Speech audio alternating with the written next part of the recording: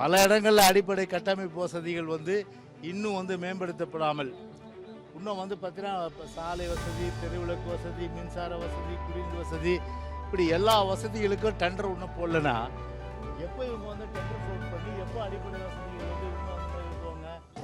ஐயா பெருந்தலைவர் காமராசர் அவருடைய 124வது பிறந்த தின விழா. அவருடைய பிறந்த தினம் என்று சொல்லும்போது ஐயா பெருந்தலைவர் என்று சொன்னால் தமிழ்நாட்டிலே கல்வி கண் திறந்து தமிழ்நாட்டை ஒரு தொழில் வளர்ச்சியிலே முன்னுக்கு கொண்டு வந்து, அது மட்டுமில்லாமல்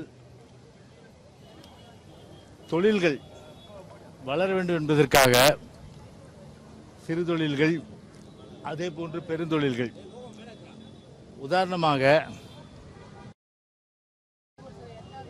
அரசினுடைய நிறுவனங்கள், அதாவது பொதுவாகவே அரசு சார்ந்த நிறுவனங்கள், அந்த அரசு சார்ந்த நிறுவனங்கள் எல்லாம் கூட ஒரு தொழில்துறையிலே கொண்டு வர வேண்டும் என்ற வகையிலே பல்வேறு நிறுவனங்களை உருவாக்கியவர்கள். அணைகள் கட்டியவர், நீர் மேலாண்மைக்கு அதிக முக்கியத்துவம் கொடுத்து தமிழ்நாட்டை ஒரு செழிப்புமிக்க மாநிலமாக உருவாக்கிய ஒரு பெருந்தலைவர். இன்னும் சொல்ல போனால் ஏழை எளிய மக்களுடைய அந்த எண்ணங்கள், அவருடைய சிந்தனை ஓட்டங்களை அவர்கள் நிலையிலே இருந்து சிந்தித்து அதன் அடிப்படையிலே திட்டங்கள் தீட்டியதன் காரணமாகத்தான் இன்றைக்கும் பெருந்தலைவர் உலகம் போற்றக்கூடிய ஒரு மாபெரும் தலைவராக ஐயா பெருந்தலைவர் காமராசர் அவர்கள் உள்ளார்கள். எனவேதான் அவருடைய புகழை போற்றுகின்ற வகையில் அனைத்து இந்திய அண்ணா திராவிட முன்னேற்ற கழகத்தின் சார்பில் இன்றைய தினம் அவருடைய பிறந்த இந்த பொன்னாளில் அவருக்கு புகழ் மாலை சூட்டப்பட்டது என்பதை தெரிவித்துக் கொள்கின்றேன்.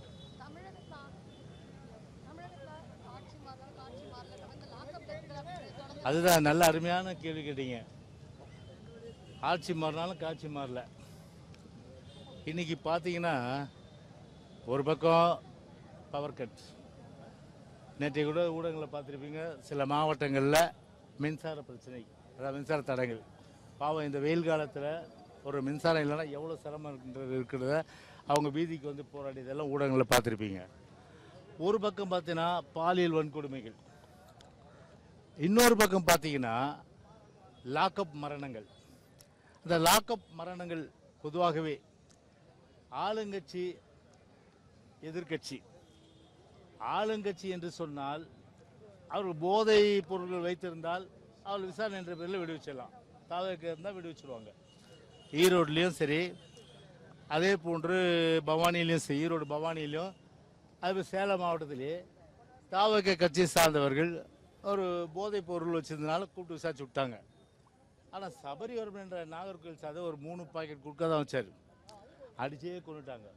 ஆனால் இதுவரையில் தமிழக முதல்வராக பொறுப்பேற்று இருக்கின்ற விஜய் எந்த ஒரு பிரச்சனைக்காவது ஒரு பத்திரிகையாளர் சந்தித்து அதனை விளக்கம் கொடுத்திருப்பார்களா? எந்த விளக்கமும் கொடுக்கவில்லை, பத்திரிகையாளர் சந்திப்பும் இல்லை. நாட்டில் என்ன நடக்குதுன்னு தெரியல, ஒரு அரசு இருக்குதான்னு தெரியல, அதிகாரியுடைய அரசு மாத்திரம் தான் இன்னைக்கு இருந்துட்டு இருக்கு. பல இடங்களில் அடிப்படை கட்டமைப்பு வசதிகள் இன்னும் மேம்படுத்தப்படாமல், இன்னும் பார்த்தீங்கன்னா சாலை வசதி, தெருவிளக்கு வசதி, மின்சார வசதி, குடிநீர் வசதி, இப்படி எல்லா வசதிகளுக்கும் டெண்டர் இன்னும் போடலன்னா எப்போ இவங்க டெண்டர் ஃப்ளோட் பண்ணி எப்போ அடிப்படை வசதிகள் இன்னும் நிறைவேற்றுவாங்க? இப்போ மழைக்காலம் வேறு வருது, மழை காலத்தில் ரோடு போட முடியுமா? முடியாது. ஏன்னா அதெல்லாம் அப்படியே ஒரு தூங்கி கொண்டே இருக்கின்ற நிலையில் அந்த தூக்கத்திலிருந்து எப்போது இந்த விஜய் அரசு, இந்த தாவேக அரசு விழித்து கொள்ளும்? அதான் இப்போ மக்களுடைய 1000 மில்லியன் கொஸ்டின். இப்போ உதாரணத்துக்கு மக்களை பொறுத்தவரை இன்னைக்கு எப்படிப்பட்ட நிலைமைனா, சுருக்கமாக சொல்லப்போனால் வெயிலுடைய கொடுமை, அந்த வெயிலுடைய கொடுமை தாழாமல் ஒரு தவளை என்ன பண்ணுமா, படம் எடுத்தும் ஆடு பாம்பு இருக்கு இல்லையா, அந்த பாம்புடைய நிழலில் போய் இருக்குமா பாவம். இப்படி தான் இன்றைக்கி தமிழ்நாட்டு மக்களுடைய அந்தோ நிலைமை அந்தோ பரிதாபம். ஓகே.